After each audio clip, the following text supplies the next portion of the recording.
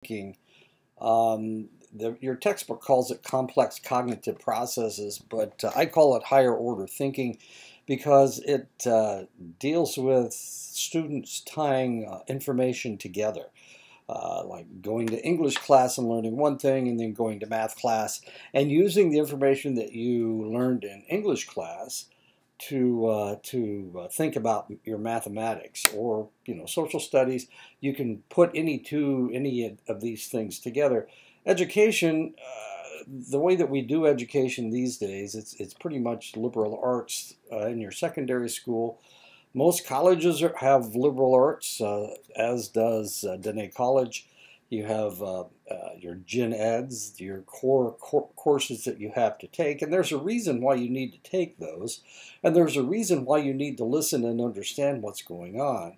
And it's because the more knowledge you have about everything, the better you will be able to deal, if you're a teacher, of course, the better you will be able to deal with your students, in that you will be able to give them information that they potentially wouldn't get if you were just knowledgeable in one area. I'm a huge believer in gen eds, and I'm a huge believer in general education to the extent that I have degrees and I have 5 degrees, and they're in 4 different areas. And because of that, I think it makes me a better instructor because I have knowledge. I have knowledge in history, I have knowledge in political science, I have knowledge in medicine, I have knowledge in English. What else? Medicine. I already mentioned medicine and psychology, of course. But I think it makes me a better teacher because I understand how people tie things together and what lessons we can learn from the past, history and political science. Looking at higher order thinking, we will investigate how we solve problems. The first step in solving a problem is recognizing its presence and having the desire or need to seek a solution. In schools, this is typically a structured process guided by the teacher, but can also arise in any number of informal situations. Teachers can present problems as examples during a lesson, and of course this is what is done in the textbook. Now, I normally don't put the examples in my lectures, the examples from the textbook, and the reason is because sometimes they don't tie things together very well, and because of that I want you to understand concepts, so I'm giving you concepts and I'll let you make your own, create your own examples. And the reason I do that is because a lot of the examples from the textbook don't have anything to do with the Navajo Nation. Doesn't have anything to do with the Southwest. It doesn't really have anything to do with you guys. So I would rather that you tied the information together yourself. Now that's a bit of a trick because my assumption is that you will be able to do this, but the reality may be that maybe sometimes you need those examples and I'm not giving them to you. And that bothers me a little bit. I do worry about it from time to time. Solving problems is not a set skill or approach. It is dependent on your prior knowledge of the topic, what you were just thinking about before you encountered the problem, and your ability to connect key elements of the current problem to similar problems you have solved in the past.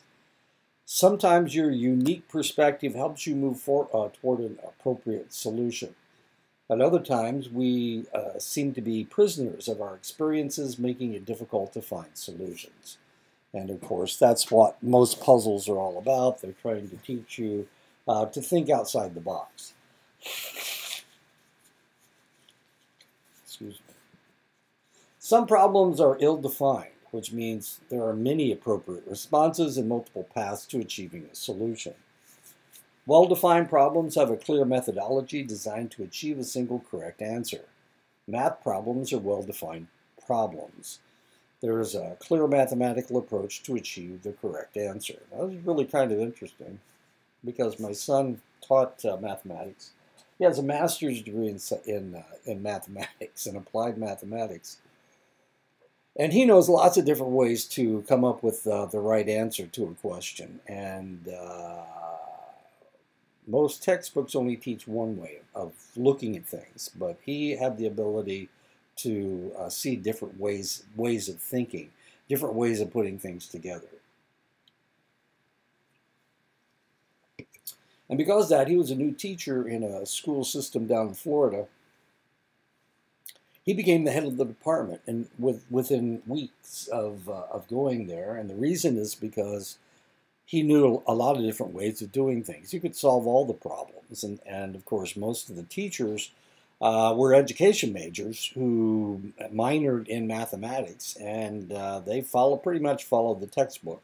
So they only knew one way to solve the problems, and he knew multiple ways of looking at it. And as it turns out, of course, some children see things one way and some children see things another way, and he was able to allow both of those ways of seeing things. He was able to integrate those two ways of solving the problems, and it helped the students that were thinking differently than the way the textbook wanted you to think. And that's one of the other things that you need to think about, is that textbooks are also, they also try to guide you in a specific direction. Identifying whether a problem is well-defined or ill-defined is a good place to begin solving a problem. It gives you a sense of the equality of answers most appropriate to the situation. Often problems presented in an academic context are well-defined, particularly in the learning process. The presence of a single correct answer gives students a clearly defined learning path. Teachers, however, need to exercise caution when giving only well-defined problems. Well-defined problems are well received by students because of their clear structure, but many, if not most, problems encountered in everyday life are not well-defined. And this is one of the things that you need to think about, is the fact that life isn't the same way as a video game. It isn't the same way as Google search. A lot of times you can't think of the right word, the right keyword in order to find the right information that you're looking for. And of course, this is the whole point. This is the whole point of knowledge. Knowledge is supposed to help you in your life, hopefully. So what we need to do is teach students critical thinking. Defining the problem at hand is an important first step. It creates boundaries around possible solutions and provides needed direction for effective problem solving. What follows is a search for an effective strategy to solving the problem. Researchers often divide general problem-solving strategies into two areas: algorithms and heuristics. An algorithm is a specific series of steps leading from an initial problem to a predetermined end state. Algorithms are entirely domain or subject specific. I have an algorithm for grading your discussions, and I use it every semester. I usually don't use it as we are going through the semester, but it's an algorithm that I will use at the end of the semester so that I can grade as rapidly as I possibly can. This means that every subject will have algorithms specific to its subject matter.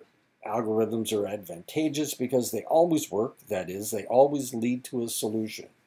They can be complicated at times, and yet accurately following the algorithmic steps will lead to a correct solution. And of course, that is what I have done with my grading. But I've been doing this for a really, really, really long time. Educational algorithms are beneficial because they give students clear steps to reach academic success. This potentially decreases anxiety and relieves performance pressures. It also helps teachers identify specific issues when students fail to accurately solve problems. They can guide students through a self-reflective process, identifying which steps were inappropriately applied. And that's usually what math teachers do.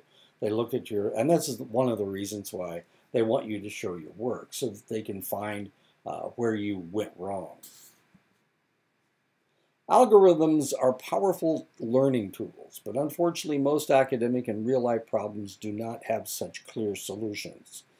Everyday types of problems rarely have neat, clean solutions. To help students deal with these ill-defined problems, teachers use heuristic problem solving strategies. Heuristics are problem-solving strategies that increase the probability of finding a solution, but do not guarantee a solution. Another name for heuristic is rule of thumb. And why do we have rules of thumb? Because this is the first thing that you need to look at. This is the second thing you need to look at. These are all rules of thumb. Now, they may not come up with the right answer, but at least you're looking in the right direction. One popular heuristic approach in language arts courses involves the use of rubrics. Rubrics are traditionally thought of as scoring tools for subjective assessments, for example, essays and short answers. Rubrics are also powerful instructional tools. Used in this way, rubrics serve as a general map to create informed strategies for approaching the paper. This heuristic type of approach does not guarantee an outcome, but it can greatly increase assignment clarity and student comfort with the task. So rubrics, I can remember when somebody came up with the whole concept of rubrics. Before there were rubrics, there were paradigms. Paradigms were just short statements that told you what it was that you were looking for. Then somebody came up with the idea, well, if we can come up with paradigms, why can't we just come up with rubrics? Why can't we just come up with incremental explanations of how we're going to grade this? And that's where rubrics came from. And rubrics are always put in a matrix like this. Rubrics, before 2000, paradigms were real popular. And then in the 2000s, somebody came up with the concept of, no, we need to increment this. We need to make this more incremental. We need to make this more obvious to the student. And of course, it gets, the more junk you put in here, the more complex it is. And then you get an argument between two people. One is a little bit more obsessive compulsive than the other. And they say, no, you can't do it this way. This looks more like this to me. And the other guy goes, well, okay, whatever. It gets real complicated when teachers get together and start grading things using rubrics. Subgoaling, another heuristic approach is called subgoaling. This approach involves taking a larger task and breaking it down into smaller, more manageable steps. Once you have divided the overall task into specific sub-goals, you can focus more effectively on only the next step in the process. Students find this less overwhelming than trying to figure out how to create a single process.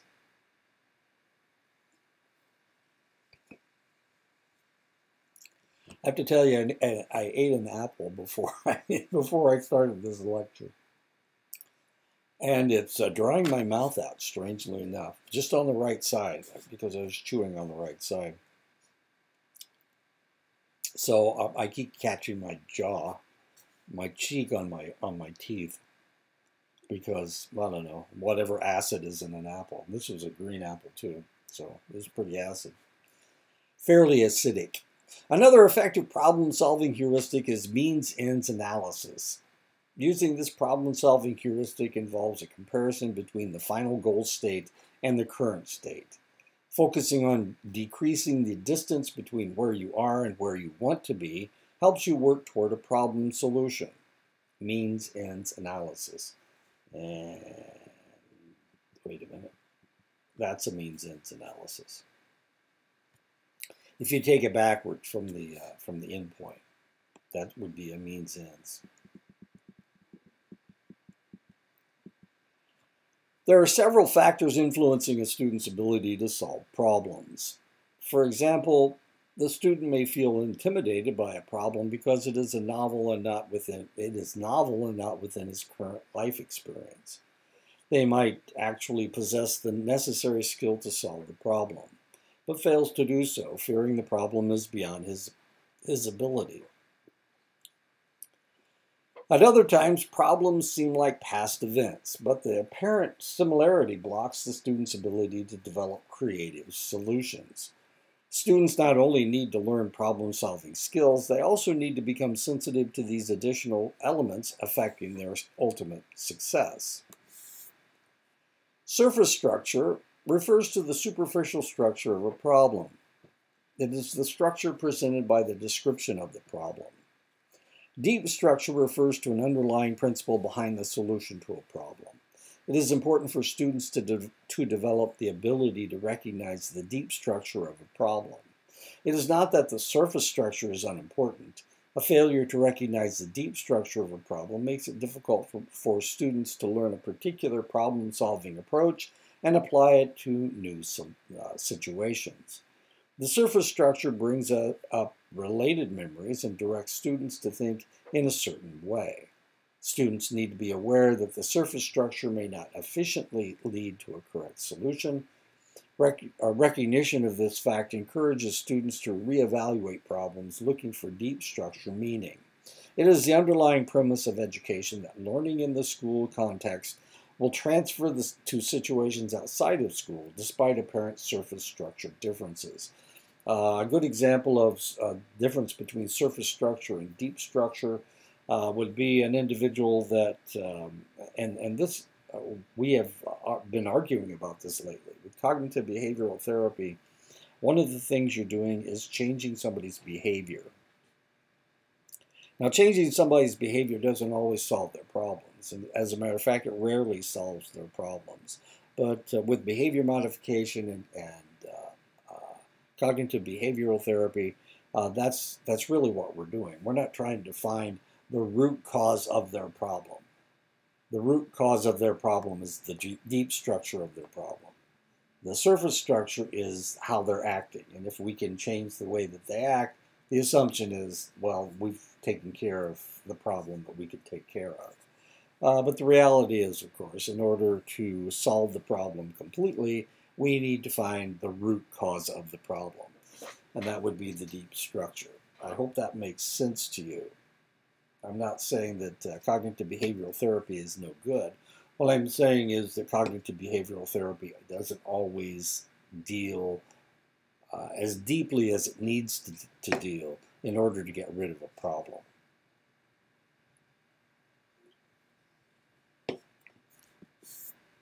Another potential problem with solving problems is functional fixedness. Functional fixedness refers to an inability to move beyond the established understanding of an object which is necessary to solve a problem. The term originated more than 70 years ago from a group of German psychologists interested in problem solving. What they found is that people often have perceptions or ways of thinking about objects, thumbtacks, candles, boxes, when solving a problem, but they have difficulty at modifying their thoughts beyond the object's intended use. And of course, if you were stuck someplace and needed to find, and you only had select things to deal with, could you find a solution to the problem? That's really what they're talking about. With functional fixedness, is there anything else you can use a hammer for? Sure, you can use it as a weight because the head of the hammer is heavy. Can you only use it to hammer nails in? No, you can use it for other things. Sometimes you have to adapt to the situation with what you've got. Living on a farm, of course, I do these kinds of things all the time. If I've got a metal bar, I can use it as a pry bar, even though that's not what it was intended for. Sometimes I'll use a stick to pry things up, and of course, I break the stick. Anyway, okay, so functional fixedness. Overcoming functional fixedness requires students to maintain mental flexibility. They need to move beyond the intended or standard use of an object. They also need to recognize that the typical approach to a problem is not necessarily the correct approach. Problems often require novel solutions, particularly as you move beyond basic classroom learning and apply learning to real-life problems. This means it is important to find ways to move beyond typical solutions to problems to avoid functional fixedness. One technique is to analyze problem-solving strategies into components. Learning to avoid fixation by maintaining a flexible mindset is part of a larger process of moving from novice to expert. Investigating differences between novices and experts is an exciting and vibrant area of research. An expert is an individual who has reached a high level of performance in a particular area through experience. There are two important elements to this definition. Experts are typically only experts in a particular domain. They are not experts in everything, only experts in a particular area, skill, or academic subject. Their expertise is the result of years of experience in the field. Experts are not born, they are created through extensive deliberate practice. Through experiences within their area, experts learn to set goals, engage in repeated practice, and pay close attention to the feedback regarding quality of learning attempts. We're running into this right now. People with a lot of money think that they should have more influence than anybody else. So all of a sudden, we're getting Elon Musk talking about politics. Now he has the right to talk about politics all he wants. So do you, and so do I. But because he owns X, which used to be Twitter, he tends to have a bloviated idea of how much influence he can have, and he has talked himself into a corner a couple times. He did it yesterday. He said that it's not right that Trump has had 2 assassination attempts and Harris and Biden haven't had any. Now, what it sounded like he was saying was that he thought that Harris and Biden, somebody should try to assassinate Harris and Biden. Now, it's against the law to threaten the President of the United States, or the Vice President of the United States for that matter. And he did it yesterday. So the question is, what are they going to do about it? What are they going to do about Elon Musk and his big mouth? And the question, and the answer, who knows what the answer is? The answer probably is that they'll just leave him alone because he turns out to be the richest man in the world. And of course, if they took him to court, it would be in the courts forever. But not that that's important. What is important is that this person thinks that he's an expert in everything because he has all this money. And we'll see what happens with Mr. Musk.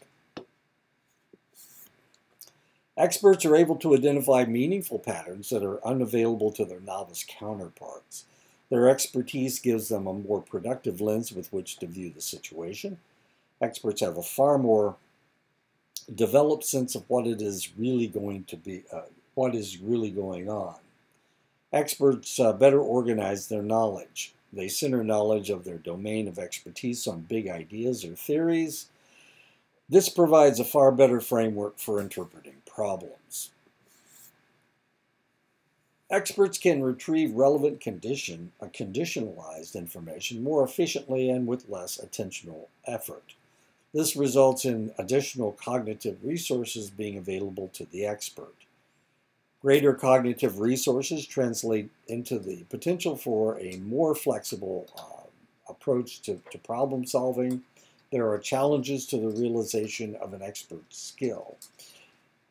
One study found that when expert teachers were taken out of their classrooms and placed in a laboratory where they had to provide a 30-minute lesson on probability, they became extremely distressed and other negative emotional states were prevalent.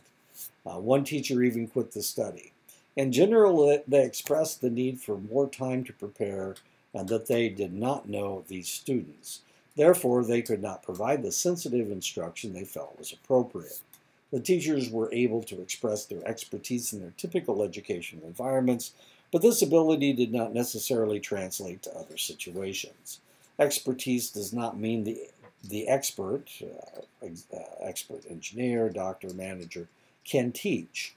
There is a difference between knowing content expertise and possessing the teaching tools, pedagogy, to convey content effectively to students. And you run into this all the time, especially in colleges.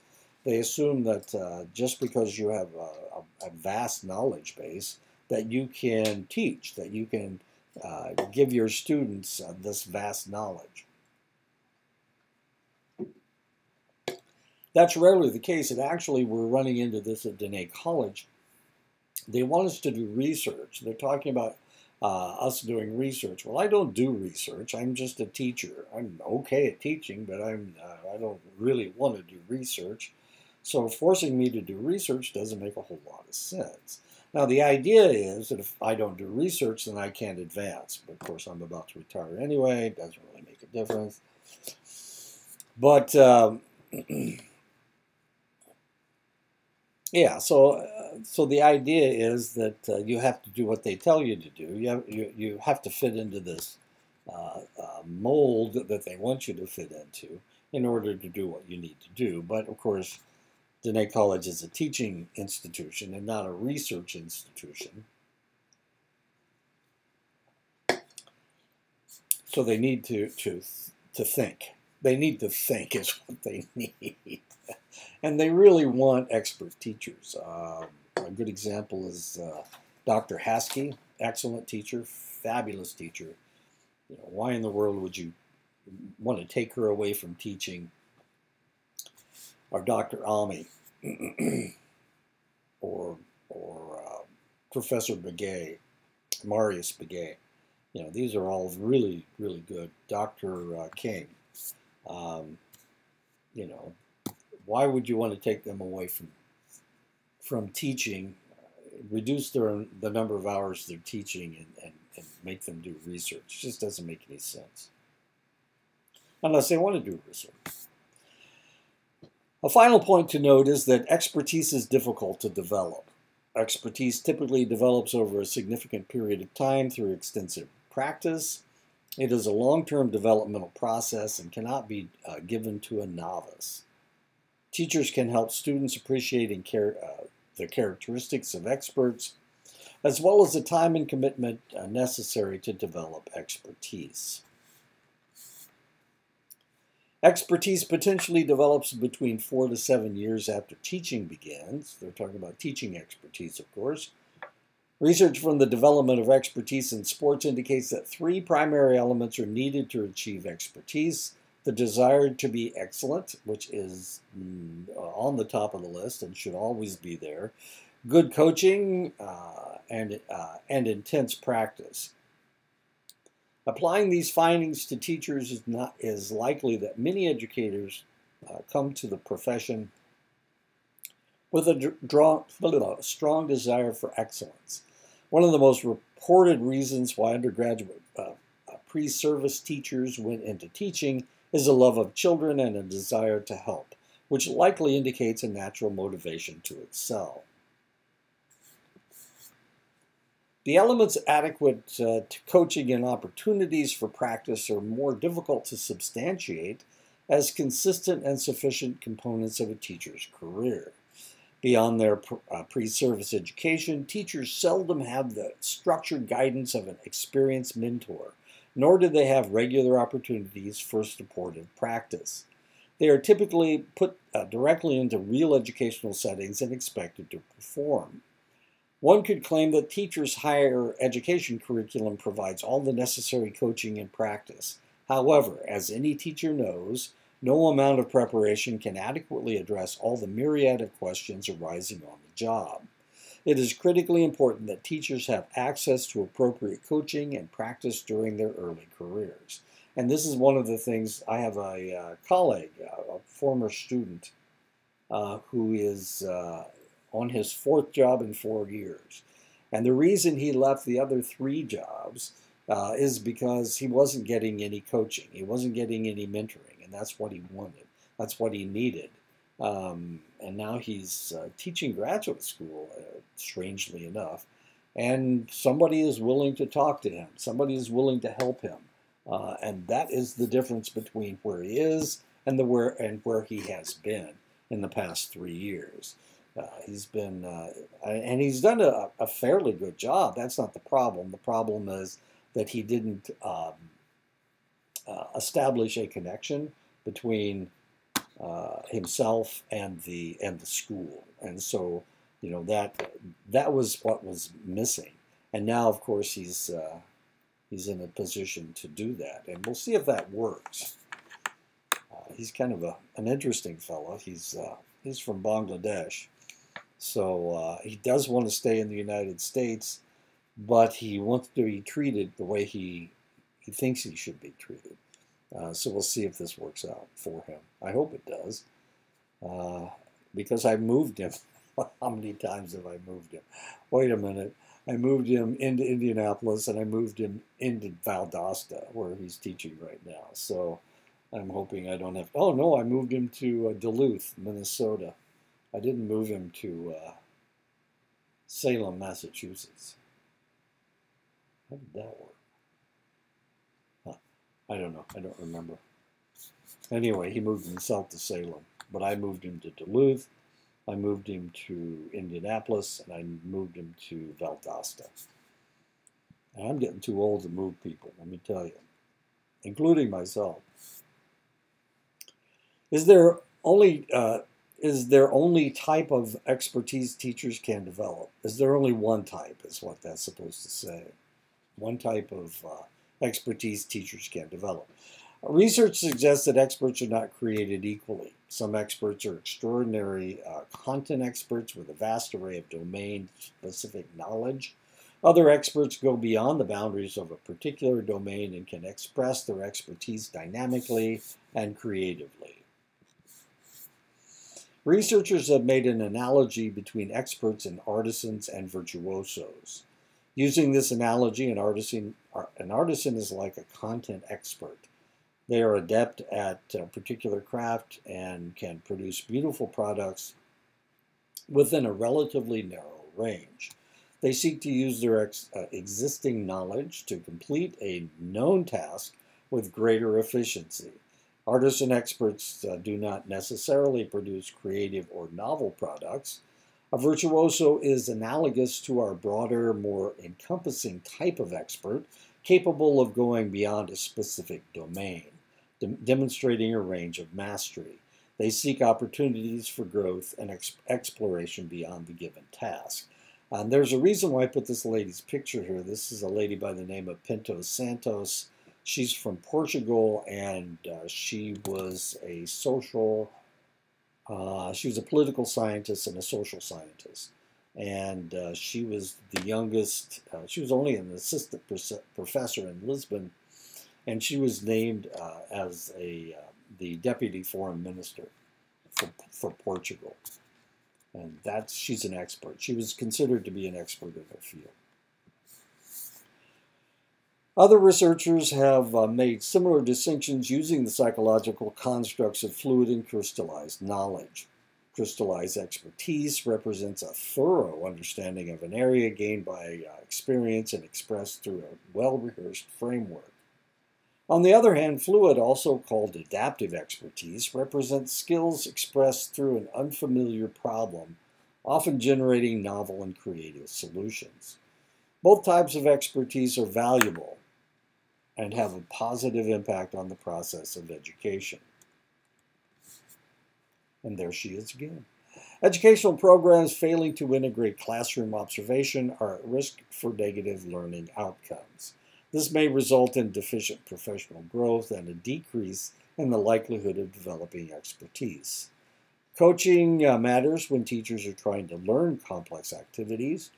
Teaching is certainly one of the most complex professions, and adequate access to supported learning activities can decrease the teacher dropout rate by 50%, in addition to increasing job satisfaction.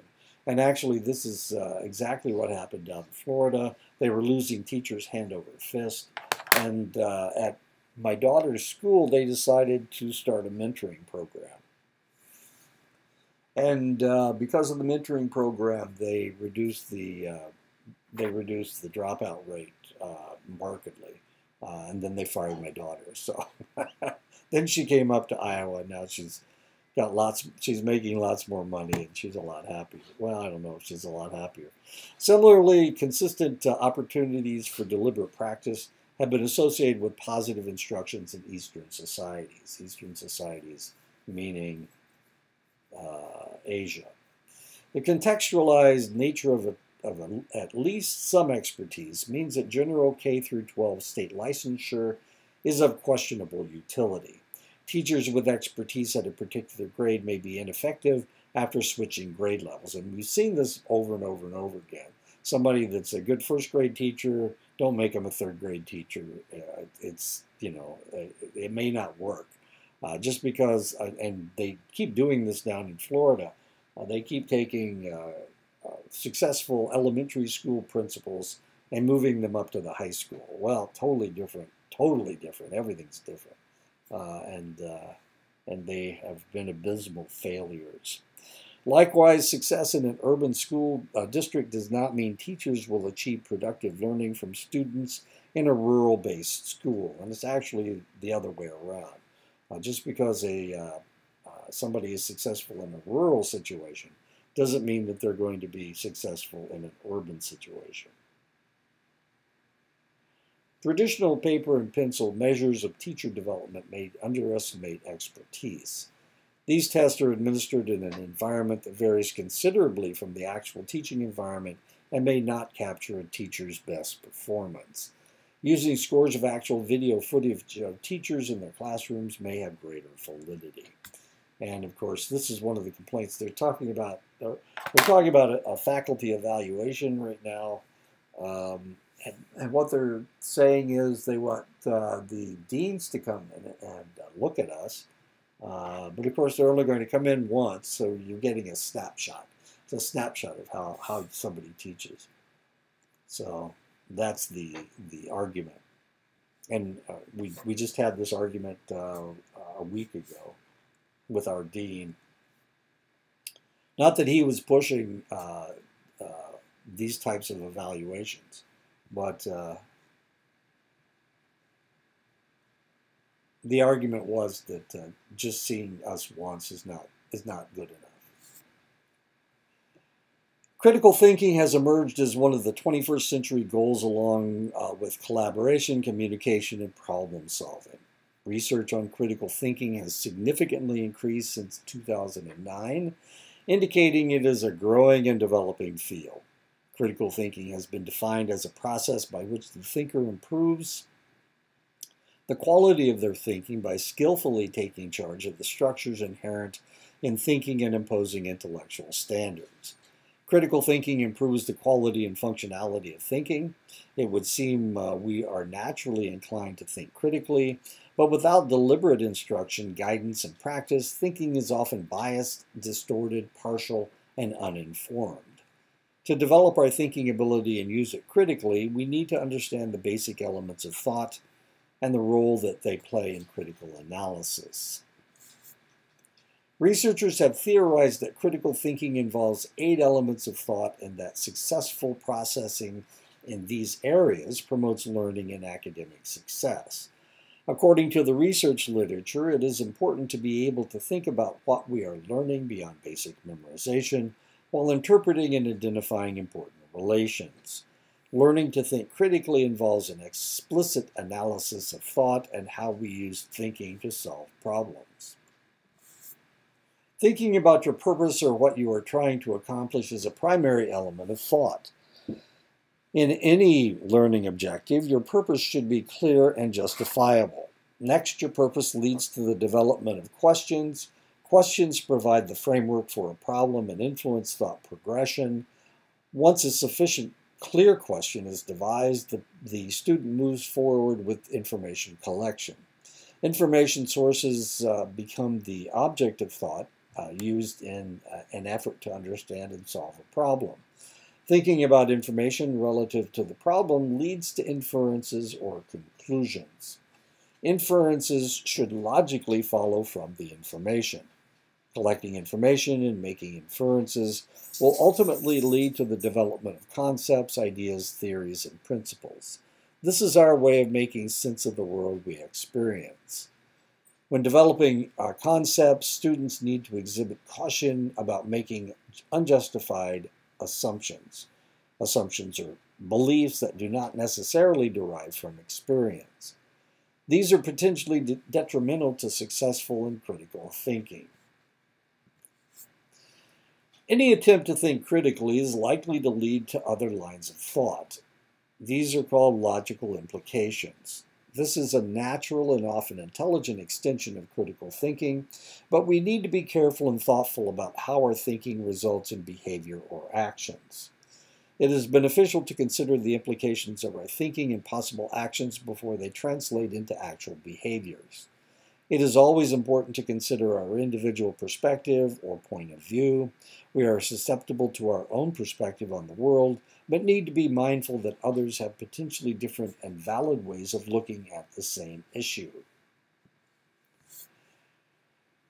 In addition to understanding what positive steps can be taken to enhance our ability to think critically, it is also important to be mindful of potential barriers to critical thinking. First, training of pre-service and in-service teachers in the mechanisms of critical thinking is limited.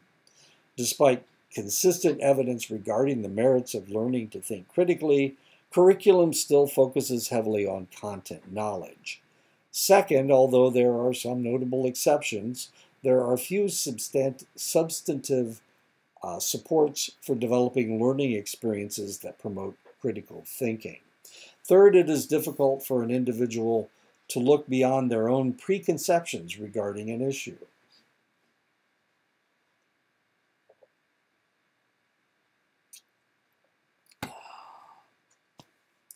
Students and teachers alike adhere to what is known and move reluctantly to a position of critical analysis.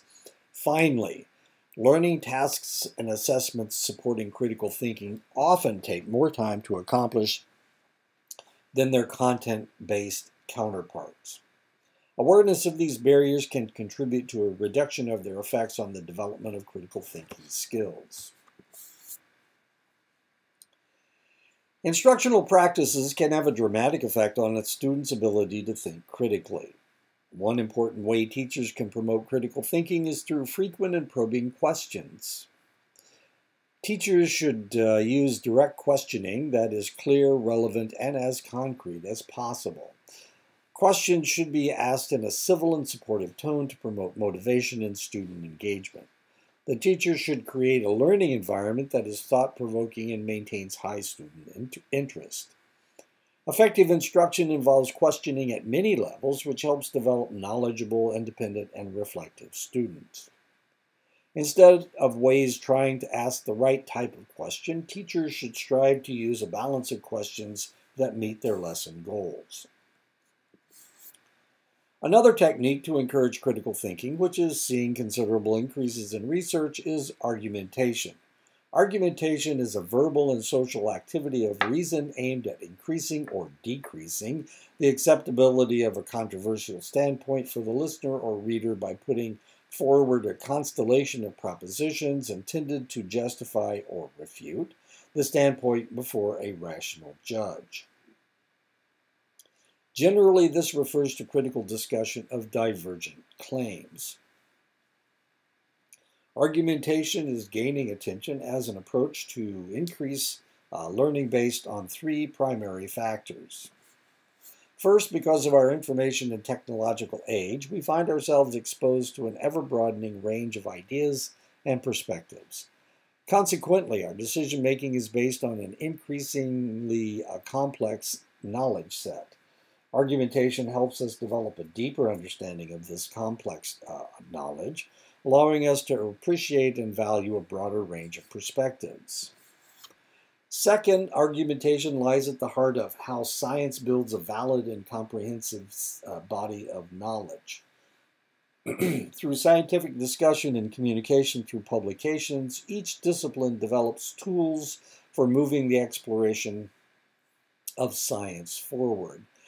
This emphasizes the importance of giving our students sufficient exposure to argumentation across the disciplines.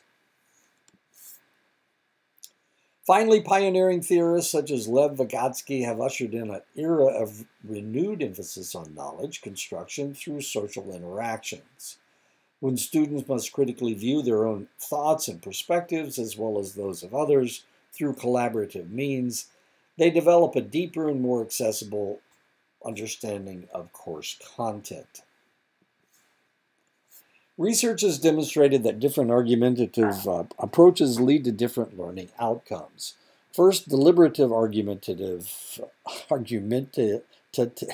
argumentative approaches involve the critical, comparative, open, and collaborative review of different perspectives on a topic in order to reach a mutually agreed upon consensus. Learning outcomes from deliberative argumentation are generally considered more effective, especially when learning goals surround conceptual understanding. The deliberative approach contrasts with the disruptive argumentative approach, which is characterized by the development and communication of a particular viewpoint for the purpose of convincing another to affirm their viewpoint. This approach lacks the open cooperative focus of the deliberative argumentative approach and has the tendency to be overly competitive, which draws the focus away from establishing a higher order understanding of the content. An interesting facet to many argumentative studies is the coding system used to document argumentative moves. Research studies using such coding systems have found that deliberative argumentation is characterized by more supports and agreement. Disputative argumentation is characterized by more rebuttals and oppositions. Metacognition refers to awareness of our thought processes and our ability to exert control over our thinking. Specifying the exact nature of metacognition has proven difficult. In a simple sense, metacognition is thinking about thoughts, knowing about knowledge, or reflecting on one's actions.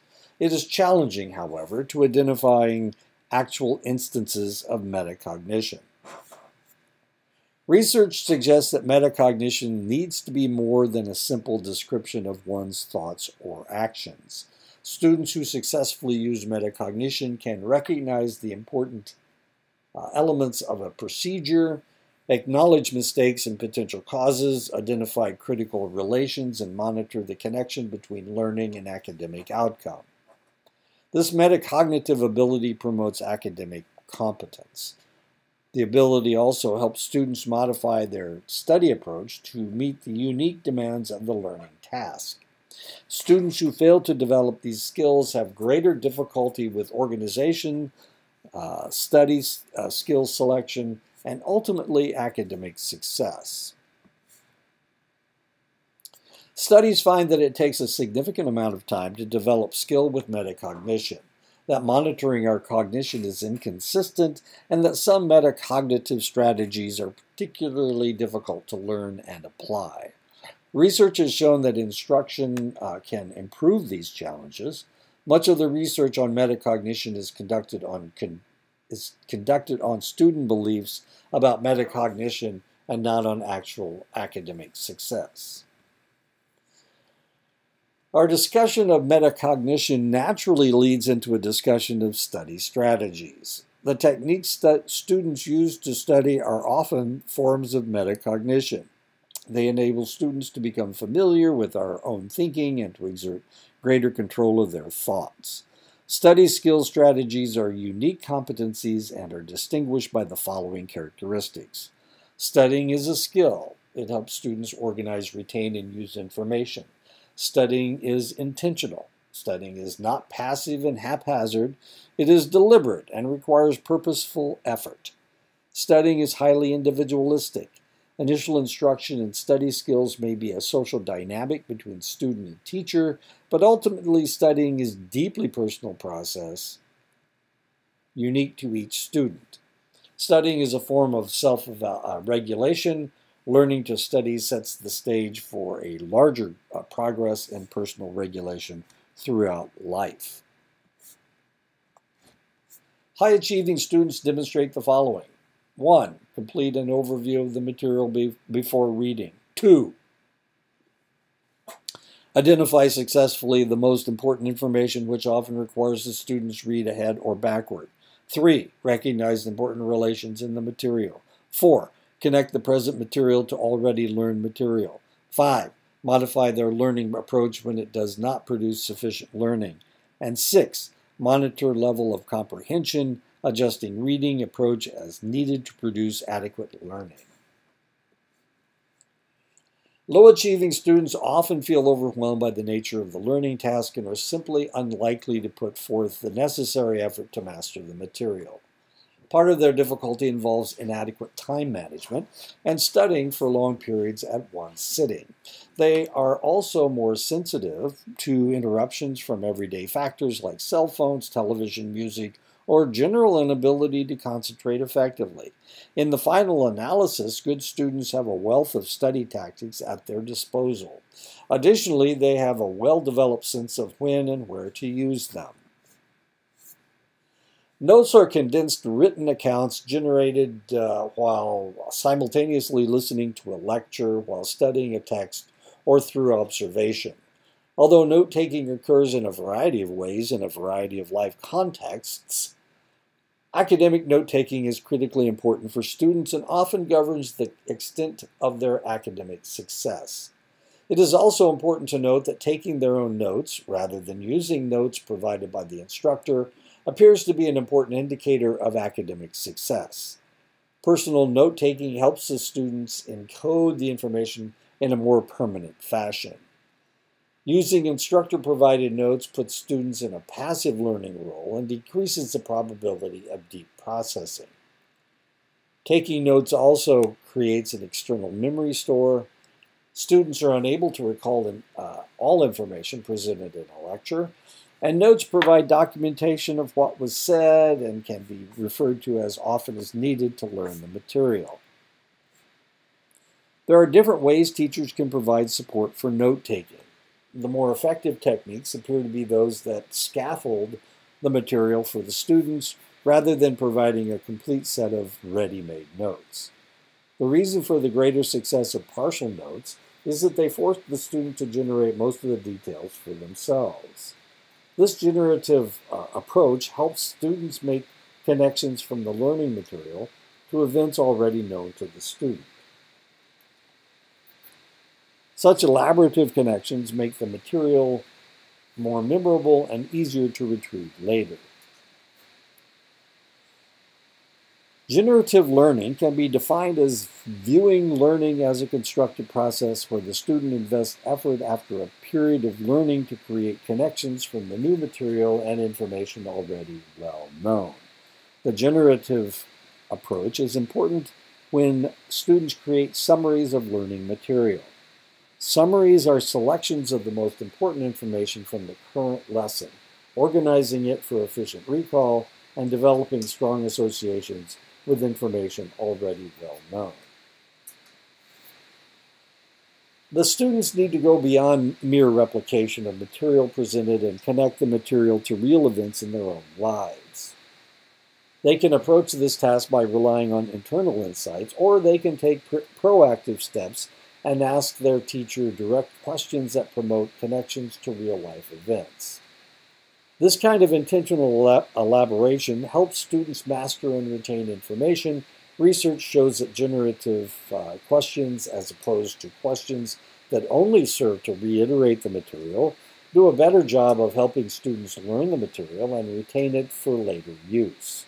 When students consistently ground new information in events and situations already familiar to them, they automatically create long-lasting connections to the new material. This integrates new material into their long-term memory stores in a more effective and permanent way. It is also important to realize that merely providing students with structured partial outlines without encouraging students to take a generative approach to understanding the material is only helpful in learning the main ideas of the text. Outlines with headings and broad summaries can indeed help students retain the broad ideas of a chapter, but fail to help them attend to the deep structure of the reading.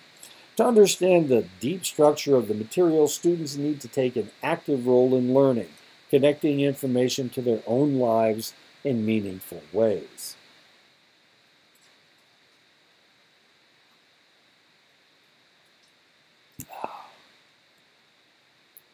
The concept map is a visual representation of the interconnectedness of ideas within a given topic or lesson.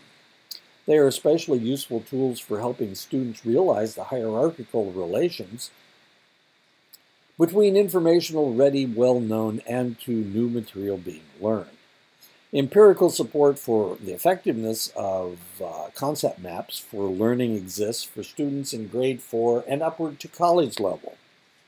There is a lack of sufficient evidence on effectiveness for students below grade 4.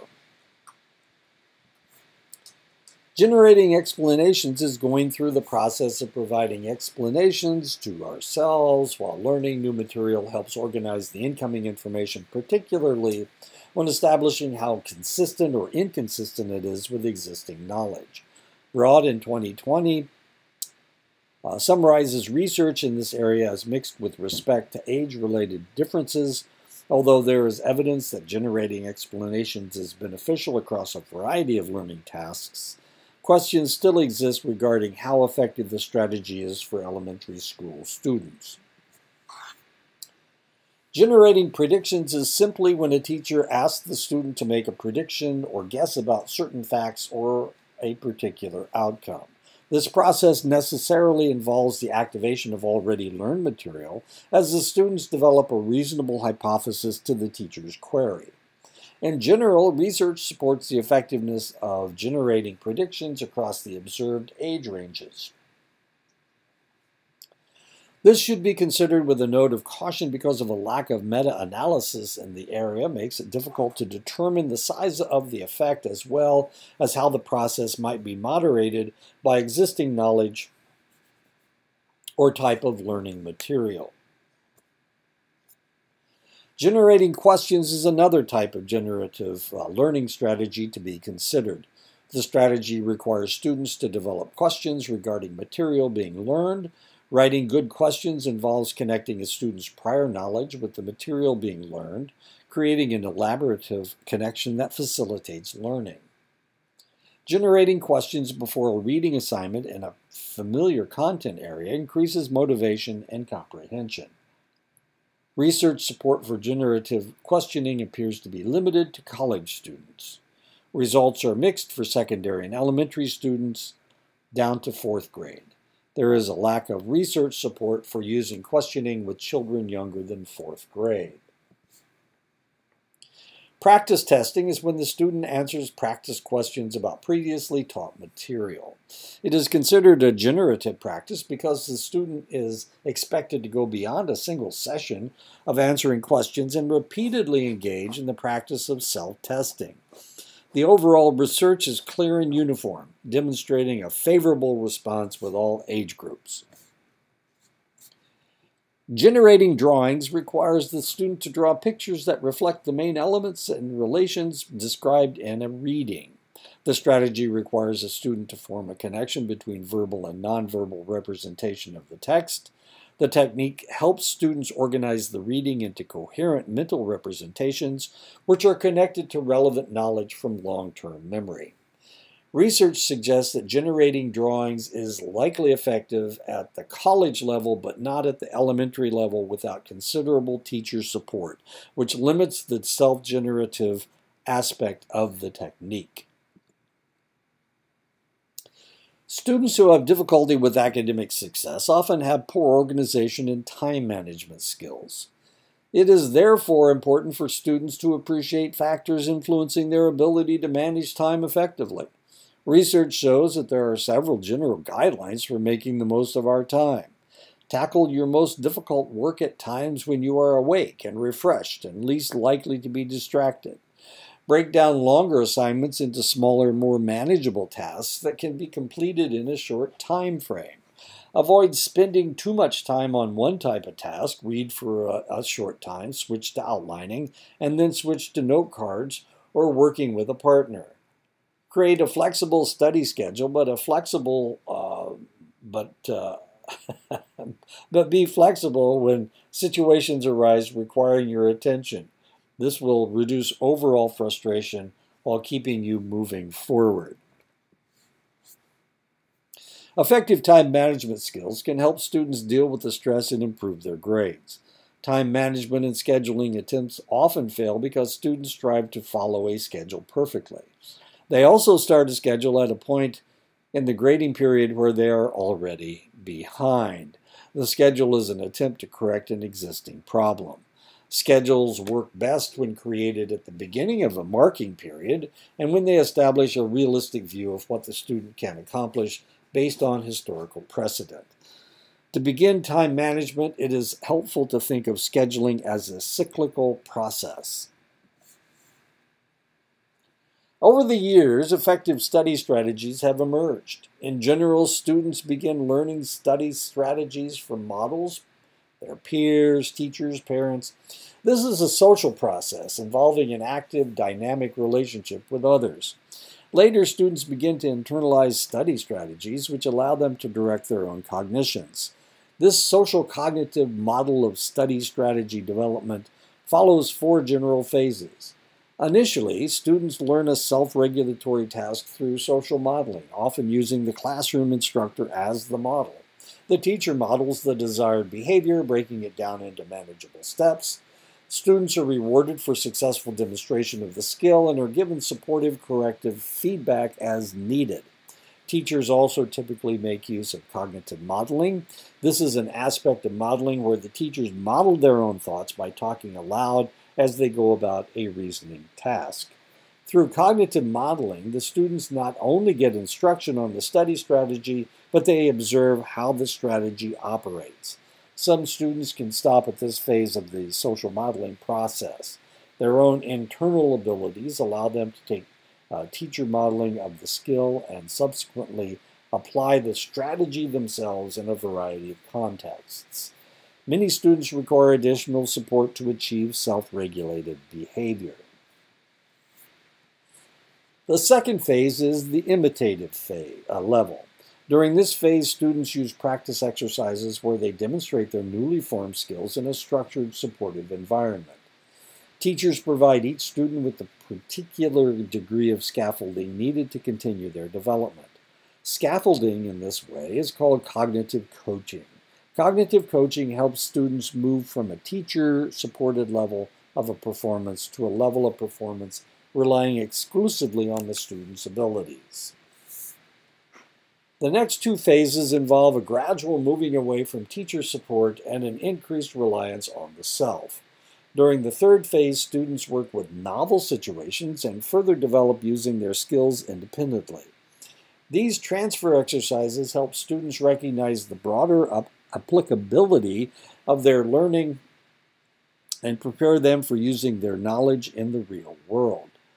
The 4th and final phase of learning a study strategy occurs when the student is able to independently apply their skills to novel situations in the real world.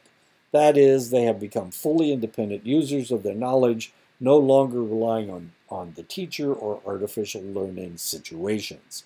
At this point, the student is autonomously functioning independently and effectively achieve desired learning outcomes. This is we've seen this lady before. I had a whole PowerPoint that was based on this picture right here. Well, a different picture, I guess, but it was the same lady in the same shirt. Anyway, so if you go back and look at some of the old PowerPoints, she's in there. One must recognize the practical challenges teachers face when attempting to provide students with instruction and study skills. The often rigid curricular calendar makes it difficult for teachers to spend quality time on teaching these skills. Even teachers who manage to allocate time to teaching study skills usually provide instructions to whole groups, making it difficult to give each student the necessary personal attention needed to develop study skills that meet students' unique learning needs. Teachers also find it challenging to coordinate instruction from other teachers. Such co-instruction in study skills is desirable because it helps students it helps them recognize the broader application of skill and ultimately increases transfer to new situations. Transfer is our ability to apply learning in one context or situation to a novel or unexplored situation. And this is very important to me, and the reason it's so important to me is because I've had lots of life experiences. I use them all the time. I'm very curious about lots of different things, And because of that, I have this general knowledge or this general curiosity. And because of that, I have had to transfer information from medicine to English to political science to psychology. And I've been able to do that because I understand that a piece of knowledge here shouldn't be just isolated in this discipline. It can also be used in all the disciplines. I mean, if it's not true in all cases, that it shouldn't be there. It's not real information. For example, if we learn to mix colors in art class to achieve certain results, do we transfer that knowledge to science class when we learn about the absorption and reflection of light waves to produce our perception of color? Ultimately, transfer is the goal of education. We want students to learn effectively in school and achieve, but academic achievement is not very useful if we cannot transfer that success to real-life situations. And this is why I believe so much in liberal arts education. I think it's extremely important. Parents are commonly asked, why do I have to learn long division or French or ancient history? A logical response is that learning such subjects contributes to growth as a well-rounded, productive citizen. Such subjects help you learn to think and reason. These important life skills help navigate more difficult paths as an adult. It seems reasonable that there are general benefits to the standard or typical curriculum beyond the basic skills and their application. General transfer is the idea that learning skills or reasoning approaches in one content area leads to a general ability that applies to different situations. Current research tends to argue against such general transfer of learning. And this is one of the problems with AI is the fact that AI only knows one answer to any question. It only knows one answer. It's not going to give you multiple answers. We are humans. We have a way of seeing things from different perspectives. And if we utilize AI to the extent that we potentially could, everyone will start having the same thoughts. That's the problem with AI. And we don't know who created that knowledge. It could have been Elon Musk, who may not have your best interest in mind. He may just want to make money. Specific transfer refers to our ability to take learning in one situation and apply it to a similar situation. For example, learning the basics of representing form in painting class is likely to transfer to a sculpting class. The learning is within the same general domain. The more closely the two domains are related, the higher the rate of transfer. Another way to look at the issue of transfer is whether learning in one situation transfers to another situation in a way that supports learning or makes it more difficult. Positive transfer is when learning in a previous situation promotes learning in a future situation. Negative transfer is when learning in one situation fails to generalize to other settings. This is likely to occur when students fail to appreciate critical differences between earlier learned material and the current problem. They may also mistakenly see value in a prior experience and its ability to help solve the problem at hand, and it can't. Positive transfer is more likely when the learner connects concepts, principles, or skills between the two learning situations. This connection is not always conscious. It is best when the learner makes a conscious link between information already in memory and the characteristics of the current learning situation. In most learning situations, motivation plays a role in success. Positive transfer is more likely if the learner sees value in using prior knowledge to solve a problem. Benefiting from positive transfer is affected by the way information is encoded. Learning information through limited concrete examples can help simplify a concept, but exposure to the concept in a variety of situations helps promote positive transfer. When learning is tied too specifically to a particular learning context, then it may be difficult for the individual to transfer learning to a new context. Similarly, learning that occurs in an artificial context far removed from the real life is also unlikely to transfer effectively. The initial learning context is crucial for setting the stage for efficient and natural transfer. Learning is not an isolated event contained within the school environment. Students need to take their education and apply it to authentic environments. And I thought I'd put this as an authentic environment. This is probably not the same place, but if you drive between Gallup and Window Rock, there's a guy that sits there at the side of the road and sells fry bread. And I was thinking, you know, that's about as authentic to the Navajo Nation as anything could be. I almost put a video of a lady making fry bread. The issue of the learning context is crucial for appreciating and promoting transfer. Let's clarify that there are really two broad factors affecting transfer. The first involves transferring what we learn in school to another setting, for example, social interaction, sports clubs, home life, or even other academic learning settings. We will refer to this as transferring out. What we learn in school does not automatically transfer to other situations. Real-life situations may rely on similar knowledge or skill but lack key elements that cue the student to apply previously learned information. Learning information in school but failing to apply it outside the school creates inert knowledge. Inert knowledge results from our failure to recognize how to apply learning beyond the original learning context. Transferring out can also refer to the application of learning from one subject to another. Students also struggle with transferring in prior knowledge to a given learning situation. When teachers begin a new lesson, they are teaching students who bring to the learning situation a wide variety of preoccupation, ideas, and unique life experiences. All of these unique qualities affect how well the student is able to transfer existing knowledge into the teacher's lesson. Both transferring in and transferring out affect the quality of learning. Teachers need to appreciate the impact of both transfer issues and design lessons that help students transfer knowledge more effectively. A critical variable in helping students achieve appropriate levels of transfer is identifying common elements across situations. Often teachers make connections to knowledge application outside the classroom, transferring out, but they only focus on the superficial similarities between situations.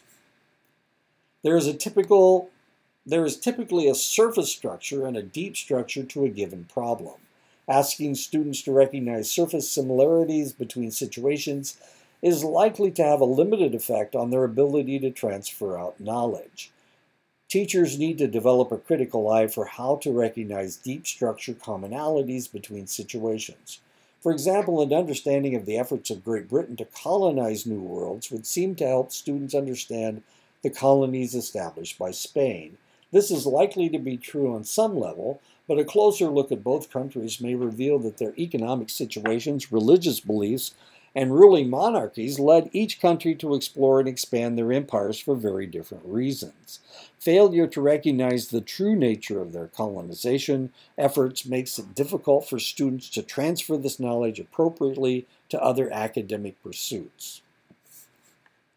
If teachers can help students determine what is relevant in their personal experiences to a given lesson, they will be in a better position to help students use their prior knowledge in a positive way. They will support the student's ability to learn and benefit from the lesson.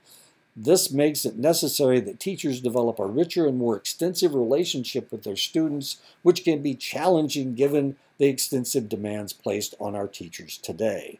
This is when learning is not separate or isolated from one's life experiences, but is deeply integrated into their development and understanding of the world.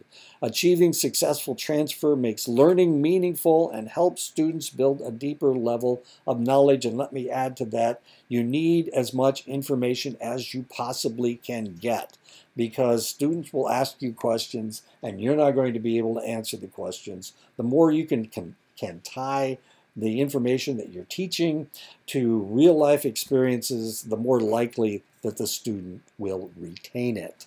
So you need all the general information that you can get. And that includes politics, and that includes history. And by golly, that's one of the reasons why I think we need to teach more history classes and more political science classes, because that's my area of expertise. Anyway, I'll talk to you guys next week.